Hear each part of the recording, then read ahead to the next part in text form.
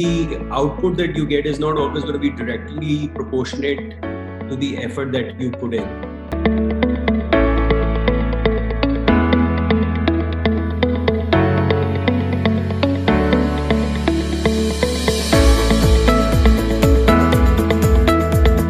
Neve Campbell once said, and I quote, "If you can see life as a learning experience, you can turn any negative into a positive."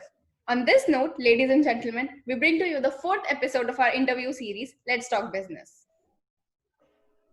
I'm Dhruv Kumar, the Treasurer of Commerce Association, and I have with me Kashish Arora, the Vice Creative Head of Commerce Association, Shaheed Bhagat Singh College. After an overwhelming response on our previous episodes, we are back once again with yet another successful entrepreneur, founder of RateGain, Mr. Bhanu Chopra. So let's welcome our speaker of the episode 4 of Let's Talk Business, Mr. Bhanu Chopra, founder and chairman of RateGain. RateGain is a leader in hospitality and travel technology solutions for seamless electronic distribution, helping customers around the world to streamline their operations and sales. And our guest here is helping tourism move towards a better tomorrow. Thank you, sir, for coming. Thank you. So we would firstly like to know about your entrepreneurial journey, how things have been for you so far, and what kind of motivation you had while starting your own venture.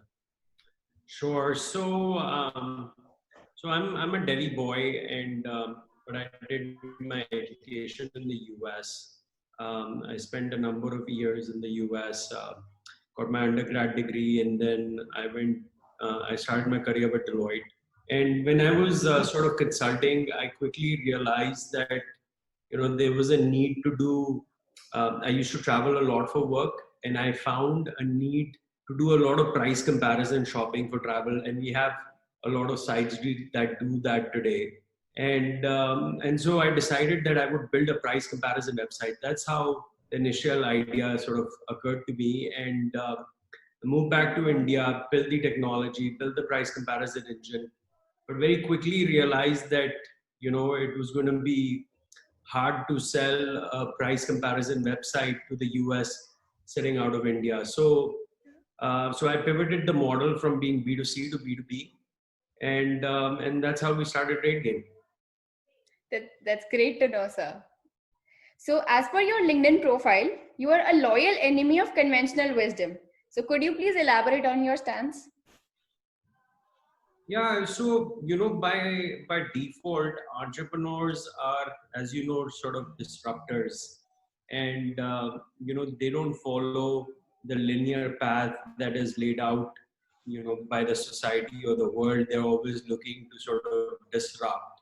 And when you are challenging the status quo, you can't go by the rules that have been set up. So I think it's not just me, it's just naturally that comes to most entrepreneurs, where they're trying to be the disruptors, challenging the status quo, and that's why I'm always questioning things that are been set in stone.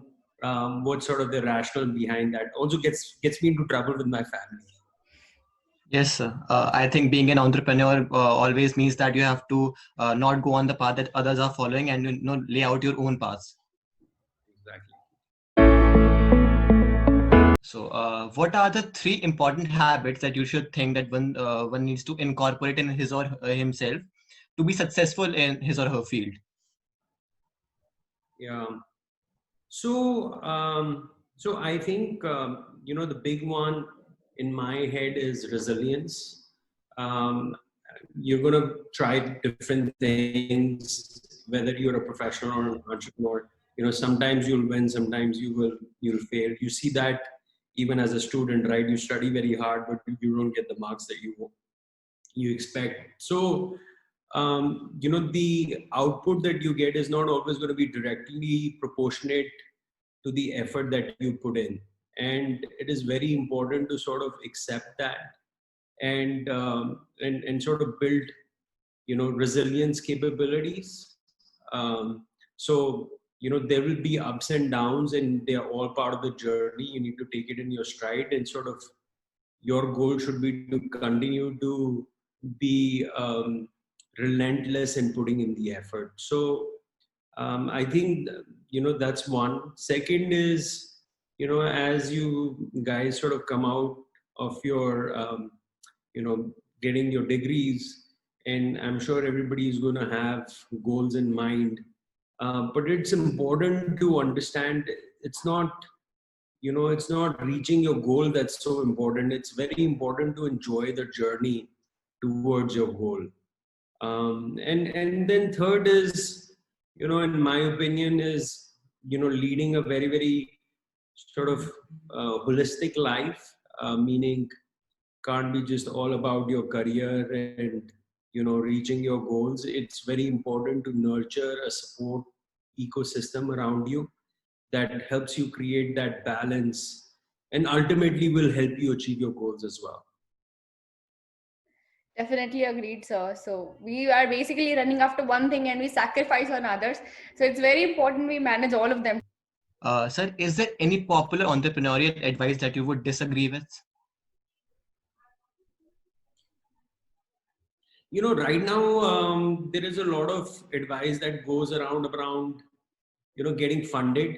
When you're starting a venture, it's a lot of success is attributed to how quickly you can get funded and how much you can get funded. But if you wanted to go down the entrepreneurial journey, it's absolutely okay, to bootstrap the business and, build a sustainable business. It may not be a large business, but it can be a sustainable business, creating employment without being funded. So I think there's a lot of hype around being funded. Like, for instance, I bootstrapped my company for about 10 years before we got funded. That's great to know. Great to know. So the next question is there any anecdote that comes to your mind from where you started your journey to where you stand today? Yeah, so, we're faced with sort of an unprecedented crisis because of COVID today. And, what in all these talks that I do to younger minds and people who are stepping into the real world and want to take up the entrepreneurial journey, again, it's about having a very positive growth mindset and having resiliences. I share stories of, how I have seen near death experiences in my business, but we are able to bounce back. And COVID is one of them, right? But if you see me, I'm, doing this interview with you, I'm smiling, even though our business is going through such turbulent times. That's because I've been able to build that, resilience and courage.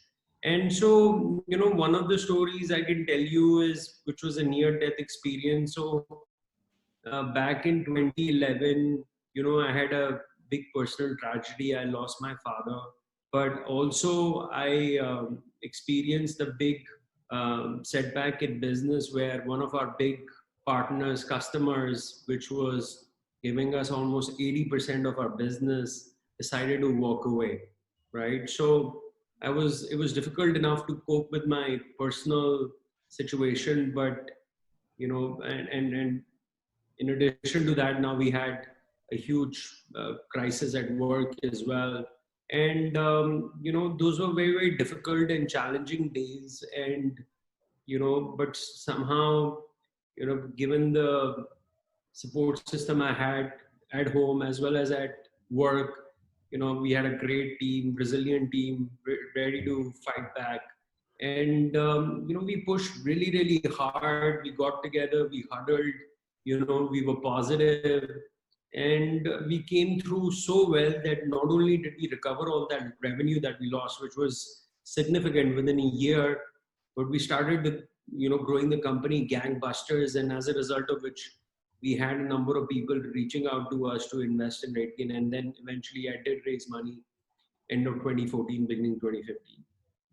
Yes, sir. I think the important thing is to bounce back and not look after those things that has already gone past. So, sir, the next question is, what is the most important skill that you would recommend every budding entrepreneur to start building from day one? Yeah, so I think I mean, it might sound repetitive. It's, resilience. And I think one other thing that I notice in entrepreneurs is inability to face their fears. There's too much focus on, your fears, and most people have fear of failure. And I really like to quote Jeff Bezos here. He talks about this, regret minimization framework, which is basically talks about when the way he thinks about things is when he's going to be 80, he wants to be able to look back at his life, and he wants to ensure that he doesn't have many regrets. And he says, look, when today, when I look forward, and I think of all the things, I know, the regrets I'm going to be having are not about, things I did, but things I did not do, and you will hear this a lot. So I do feel that, a lot of us, we are, we are blockers of our own progress, right? And it's because there is this huge sense of fear that you will fail, pushing yourself outside your comfort zone. So I think it's absolutely critical to be honest, to be transparent, to admit, what your weaknesses are, to face your fears, and, go out there and really give it your best shot. Yes, sir. So, sir, since you belong to the tourism and hospitality sector, what is your dream destination? So I love Zermatt in Switzerland. It's not only mine, it's my family's favorite destination. So bunch of skiing, very, very, very nice, quaint village in Switzerland. So yeah, Thank you so much, sir, for giving me a peek into your professional journey and helping me benefit from your experience. So, sir, would you like to give us some feedback about the interview or anything else that you would like to share with our viewers? No, so this was great. I appreciate you guys having me for the session today. It was a pleasure, sir. Yeah, like I said, I think my advice is on, having a growth mindset as you go out in your careers. And like I said, the focus should be doing your best every day, growing, learning, and not attaching. I think the problem, most of us, and especially, younger professionals and entrepreneurs have, is there's too much attachment to the outcome. I think there should be more attachment to the input that you're giving, and being satisfied, and having pride in what you do. And that will, ultimately lead to greater things, which will be a byproduct. Yes, sir. I think that's what most successful people focus on. They focus on the process rather than the outcome of the, their process. So, sir, with this, we would like to conclude the episode 4 of Let's Talk Business. So, the last thing I would like to say to our viewers is never stop learning. For when we stop learning, we stop growing. Thank you. Thank you, sir, for coming. It was a pleasure to have you. Thank you so much, sir. Thank you.